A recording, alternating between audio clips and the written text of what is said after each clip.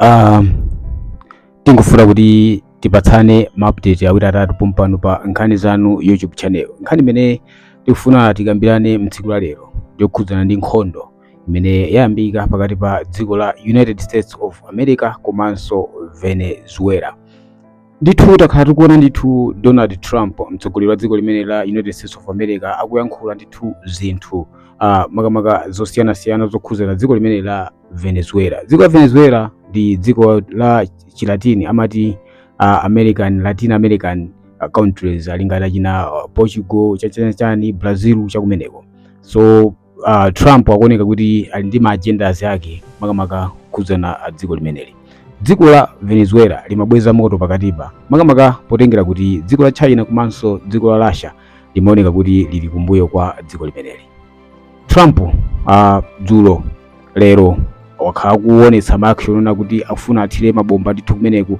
Kenako tangomva kuti yayi ndithu Trump watumiza asilikali yake amene analowa mdziko la Venezuela kumeneku ndithu wakagwira mtsogoleri ameneyu wa dziko limeneli komanso limodzi ndi mkazi wake, apita nawo ku America kuti akasunge mchitokosi. Ndipo pa tsamba lake la Trump wanena kuti mtsogoleri ameneyu basi udindo wake wathira pompo, dziko limene la Venezuela lisankhenso mtsogoleri wina. Ndikhoza kungotsimikiza pano kunena kuti attention pa dziko lapansi, maiko amphamvu akuluakulu monga Russia, China komanso America pakuoneka kuti pali kusagwirizana, pali kusamvana zomwe zikhonza kuyambitsa nkhondo yayikulu kwambiri pa dziko lonse lapansi imene ili nkhondo ya namba 3. Musaiwale kuti nkhondo yoyamba idachitika ndithu zaka zochuluka zapitazo, kudavulala anthu adafa, chinalinso chimpwirikiti chachikulu chimene chidachitika nthawi imeneyo. Kenako kudazachitika World War II, nkhondo yachiwiri yayikulu pa dziko lonse lapansi. Kenako panopo zikuoneka kuti maiko amenewa akuzembererana kufuna ndithu kuthirana nkhondo imeneyi. Takhalanso tikuona ndithu dziko limene la Russia limene ndithu lidayamba ndithu zaka zingapo zapitazi kuthirana makamaka kuthirana mabomba, kuomberana, kumenyana makamaka kosatha ndi dziko limene la Ukraine. Putin wanena kunena kuti mtsogoleri wa dziko la Ukraine anatumiza mabomba ku dziko limene la Russia, makamaka especially ku nyumba imene ya Putin kuti aphulise kumeneko. Ndipo Putin wakwiya kwambiri, akufuna kuti ndithu athirenso nayenso mabomba ake odabwitsa ku dziko limene la Ukraine. Komanso taona dziko la China likufunanso ndithu kuchita zinthu zosaweruzika ku dziko limene la Taiwan. So tikhoza kutsimikiza pano kunena kuti maiko amphamvu kwambiri pa dziko lonse lapansi, ma superpowers, akuzungulira akumamenya nkhondo ndi maiko ocheperako mphamvu kumakalanda ndithu ma resources, chifukwa maindi kunena kuti dziko la United States of America mosogozedwa ndi Trump chimene akulimbana ndi dziko limene la Venezuela ndi chifukwa cha mafuta, migodi imene ili dziko limeneli. So muzika maganizo anu mu comment section mo. By the way, I'm your boy Webizo in the building. Ndimobwa ndi nkhani zosiyanasiyana pompano pa nkhani zanu YouTube channel. Lero litangufuna ndithu kuti tingofotokoza mongothamanga, tidzabwereso tsiku lina kufotokoza makamaka ma details bwinobwino a nkhani zimene za nkhondo zimene zikuchitika makamaka pa dziko lino lapansi, maiko akuluakulu amenewa.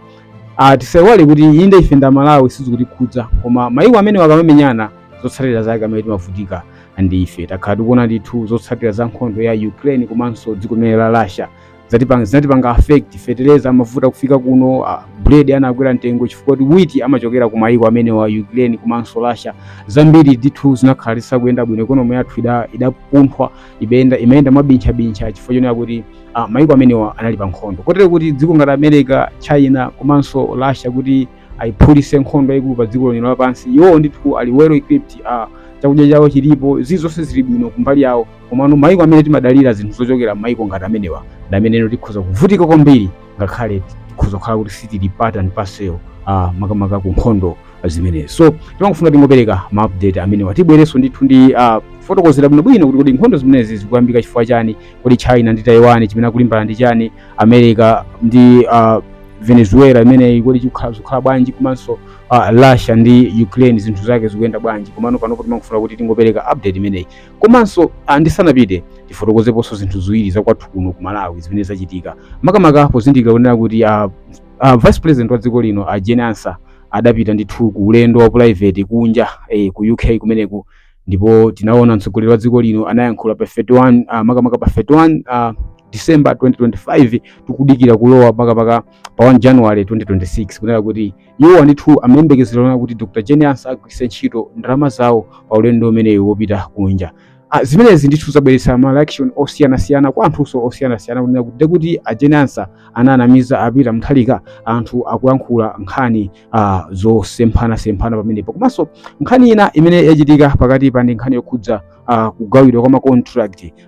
Bungwe lija la Malawi Revenue Authority MRA linapereka macontract ku kampani ya Alfred Gangata komanso kampani ina ya Norman Chisale, zimenenso ndithu zinabweretsa ndithu kuyankhula kosiyanasiyana kwa anthuso osiyanasiyana kunena kuti zinthu zake zikuyenda motani. Koma posachedwa patakataonanso kunena kuti MRA yapanga withdraw chiganizo chawo chopereka macontract makamaka kumeneku ku makampani awiri ya Norman Chisale komanso Alfred Gangata komanso pa kampani ina imene ndithu na sikudziwika bwinobwino kuti ndi andani. Chinthu china chimene tifuna kuti tingopanga highlight ndi chokhudzana ndi free secondary school education. Pita mthalika komanso chipani cha TPP chidalonjeza kunena kuti akalowa mboma adzachotse school fees makamaka kuma secondary school aboma. Zimene zilithu yowa azipanga implement patuka chikalata posachedwa pa chipinda chanena kunena kuti masukulu onse aboma kuyambira pa 5 January sakuyenera kuti ana azilipira fees. Imene ikuyenera kulipiridwa kuchokera pa 1 January kufikira mu April ndi boarding fees yokha. And from April going upwards